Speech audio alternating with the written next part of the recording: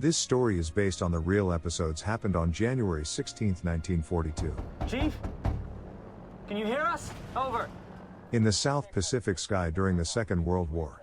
The three guys carrying out their missions with Douglas TBD devastated. One of them, Harold Dixon, is the pilot of the airplane. And the radioman Aldrich behind Dixon is contacting USS Enterprise, avoiding the surveillance of Japan. Aye, Chief. And the last one, Bombardier Pastula, is dropping the bomb accurately on the target under the order of Dixon. I gotta put her down before we run out of fuel.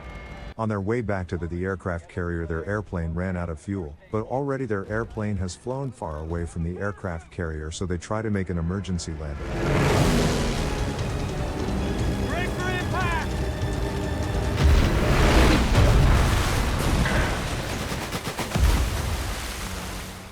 Fortunately, they managed to land without any casualty, but now they are isolated in the cold South Pacific Ocean. It's gonna be hard to turn over in this swell. After them, the three guys open the life-saving boat not to die from cold and climb into the boat.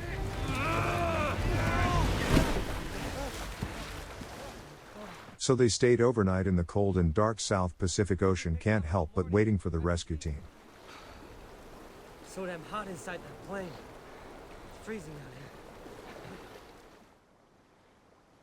The next day, the first thing they saw was the vast sea, neither a rescue team nor an island. Cock-a-doodle-doo, boys.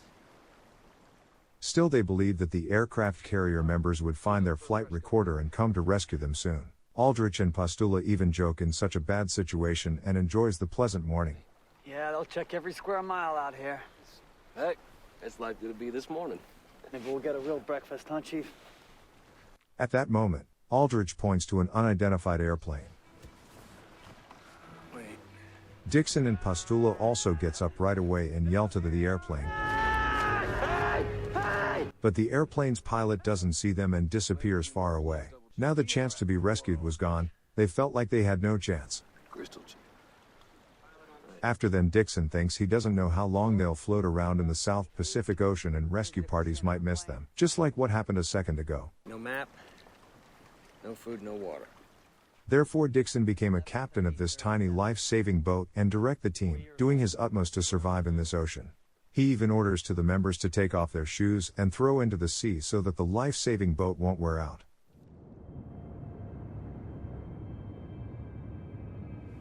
Don't arouse you up. Reckon it's been about 4 hours. Again, night falls, and everyone was starving and thirsty and exhausted for days. Dixon even drinks his own pee to slake his thirst and endure the nightmare. That is just wonderful.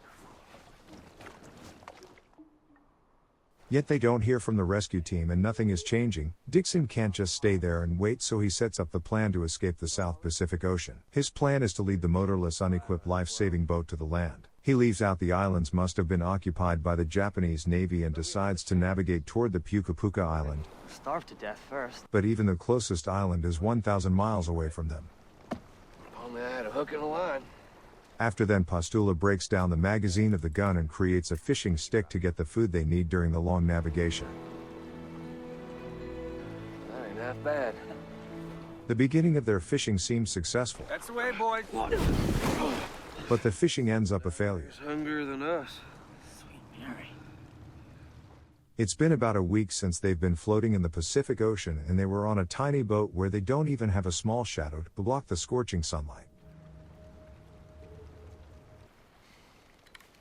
Aldrich jumped into the sea to cool himself, but the sea he dived into was the middle of the Pacific Ocean. It won't surprise anyone if sharks live there. Therefore, Aldrich was happy to cool himself, but he hurriedly returned to the boat before he became the prey of the shark.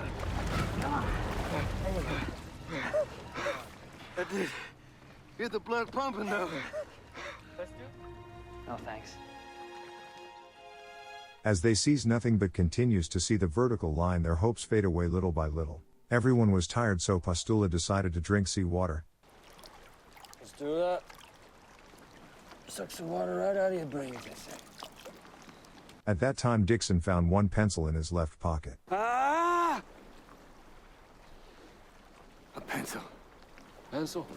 Until then, they didn't have a proper map, so they couldn't tell if they were going in the right route. But now, using the map, they can find out the accurate direction towards Puka.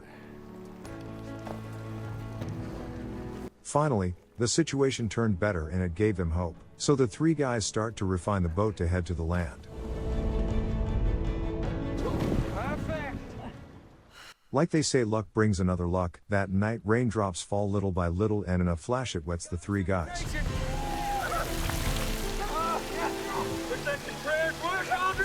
You're gonna have to thank Sunday school at First Baptist Church, Chief. Now one problem is solved, and the only thing they lack of is food to eat. Probably because Aldrich's fishing failed all the time. He tries to catch the fish directly.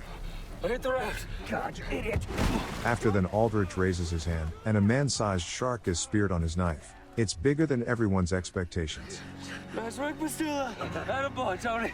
Thanks to Aldrich, they chewed meat which they've been missing for a long time. They wouldn't envy anyone who eats the finest steak in the world, at least for the moment. In addition, they failed to fish since they didn't have a bait, but now they can fish without one. When they finished the happy feast, they came to realize they had forgotten one fact. They had forgotten that they were the lowest predator floating on the Pacific Ocean, and while they focused on their feast without activating their senses, sharks have smelled the blood and gathered around them already. Just like that, the sharks isolated them and the day turned into night. And eventually Aldrich got bitten by a shark. Well,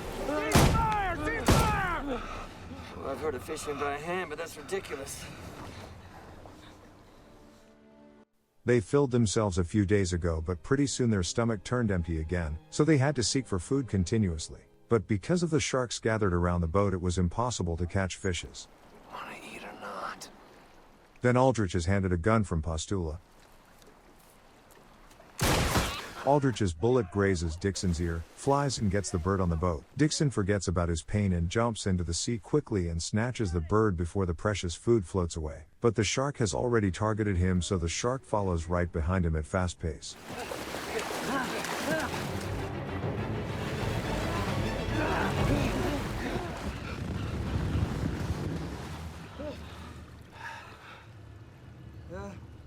Tastes like chicken. Raw chicken. The three guys gained food and water and continued to survive, but the life-saving boat moved slower than a walking man.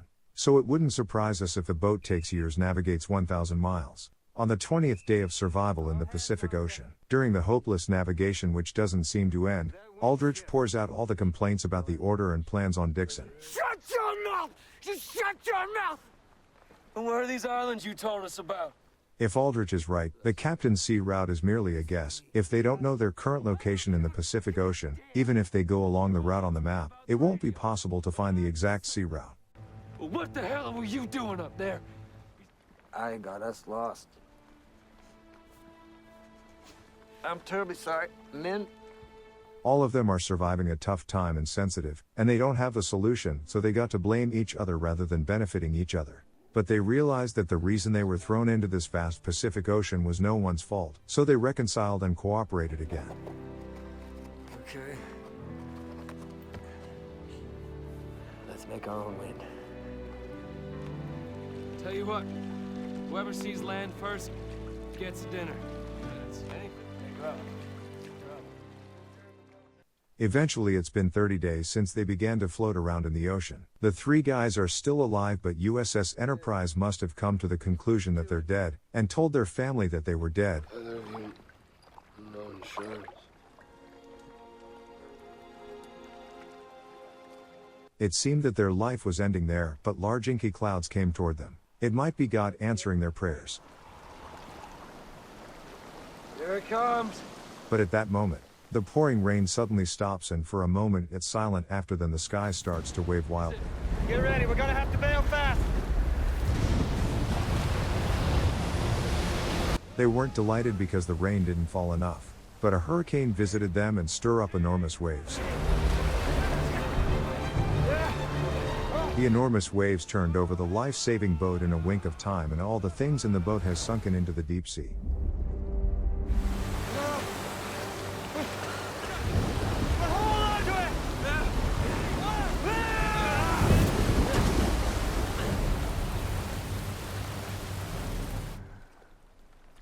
All the efforts were in vain, and they've returned to the starting point. Even Dixon, who led them, gave up everything and was about to drink seawater. At the moment, Aldrich once again spots something far away. What he saw was the Puka Puka island they were desperately seeking for. Gene Aldrich, you have won yourself a dinner! When they were somewhere near the Puka Puka island, the enormous wave carried their life-saving boat accurately toward here. Paddle, boys, paddle!